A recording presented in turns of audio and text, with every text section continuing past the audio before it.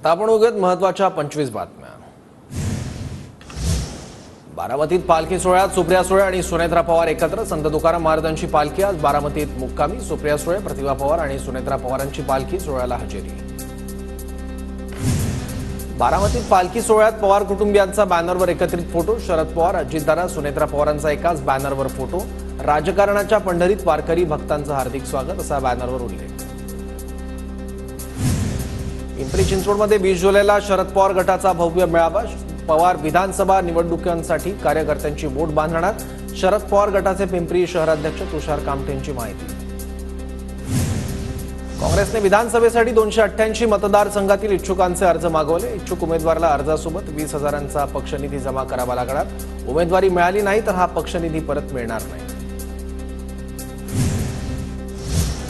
पुण्यात महिला वाहतूक पोलीस अधिकाऱ्याला जाळण्याचा प्रयत्न। ड्रंक अँड ड्राईव्हची कारवाई सुरू असताना ही घटना।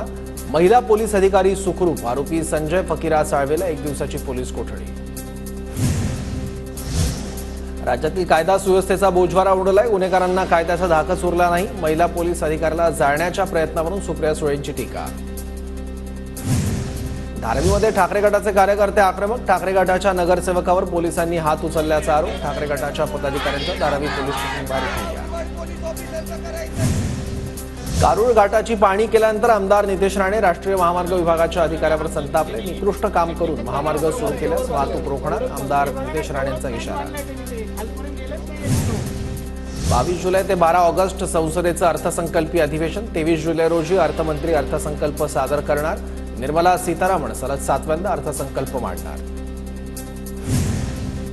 सोलापुरात महिला मेळावा सुरू असताना वादळी वाऱ्यामुळे मंडप उडाला। कार्यक्रमाला चंद्रकांत पाटलांची उपस्थिती, तर कोणतीही निवडणूक नसताना पावसात भिजलो। चंद्रकांत पाटलांची खोचक प्रतिक्रिया।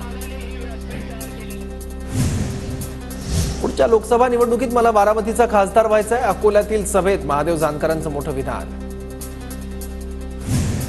बुलढाणा जिल्ह्यातील 6 विधानसभा मतदारसंघात उमेदवार देणार। शेतकरी नेते रविकांत तुपकर यांची घोषणा, तर कार्यकर्त्यांना कामाला लागण्याच्या सूचना। खासदार निलेश लंकेंच्या आंदोलनाचा दुसरा दिवस। कांदा आणि दुधाला योग्य भाव मिळावा यासाठी लंकेंचं शेतकरी जन आक्रोश आंदोलन। उद्या प्रत्येक गावातून लोक येणार असल्याची लंकेंची माहिती। अहमदनगरमध्ये खासदार निलेश लंकेंच्या पत्नी राणी लंकेंचा आंदोलनात सहभाग। राणी लंकेंकडून चूल मांडून पिठलं भाकरी करत सरकारचा निषेध। विधानसभा अध्यक्ष राहुल नार्वेकरांची मुंबई महापालिकेच्या ए वॉर्ड ऑफिसला अचानक भेट। नागरिकांचे प्रश्न सोडवायला इतका वेळ का लागतो? नार्वेकरांचा अधिकाऱ्यांना सवाल। आमदार बच्चू कडू पुन्हा एकदा महायुतीच्या बॅनरवर। महायुतीच्या महामेळाव्यात व्यासपीठावर आमदार बच्चू कडूंचा फोटो। बच्चू कडूंची मात्र महायुतीच्या मेळाव्याला गैरहजेरी। एम रुग्णालयात रुग्णांच्या रिपोर्ट्समधून पेपर प्लेट बनवल्याचा प्रकार समोर। 6 लोकांना नोटीस, तर रुग्णांच्या रिपोर्टच्या दुरुपयोग प्रकरणी सार्वजनिक आरोग्य विभागाचे उपायुक्त चौकशी करणार। रत्नागिरीतील बारसू गावानजीक औद्योगिक वसाहत उभी राहणार। बारसू जवळील वाडी खुर्द गावात नवे 308 एकर क्षेत्र औद्योगिक क्षेत्र म्हणून घोषित। बारसू रिफायनरीचा वाद पुन्हा उफाळण्याची शक्यता।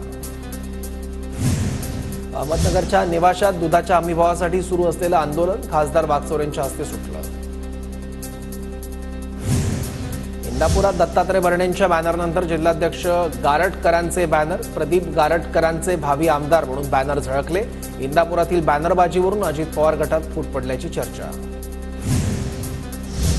इंदापूरमध्ये अजित पवार गटात कोणत्याही प्रकारची फूट नाही। आमदार दत्ता भरणेंची माहिती, तर माझा बॅनर कोणी लावला ते माहिती नाही। तात्काळ बॅनर काढायला सांगितल्याचंही भरणेंकडून स्पष्ट। धावत्या दुचाकीवरून सेल्फी काढताना एकाचा जागीच मृत्यू। 1 जण गंभीर जखमी। बीड बायपासवरची घटना सेल्फी व्हिडिओत कैद। नागपुरात लवकरच सेमीकंडक्टर आणि मेडिकल डिव्हाइस निर्माण करणारी कंपनी येणार। हुरिबा कंपनीलाही सेमीकंडक्टरसाठी प्राधान्य देणार। फडणवीसांची माहिती। मुंबई विमानतळावर महिला टॅक्सी चालकांना मिळणार हक्काचं पार्किंग। मुख्यमंत्री शिंदेंचा मोठा निर्णय। विरार बवियाच्या माजी स्थायी समितीच्या सभापतींवर हल्ला। किरकोळ कारणावरून बविया कार्यकर्त्यांकडून प्रशांत राऊतांना मारहाण। संपूर्ण घटना सीसीटीव्हीत कैद।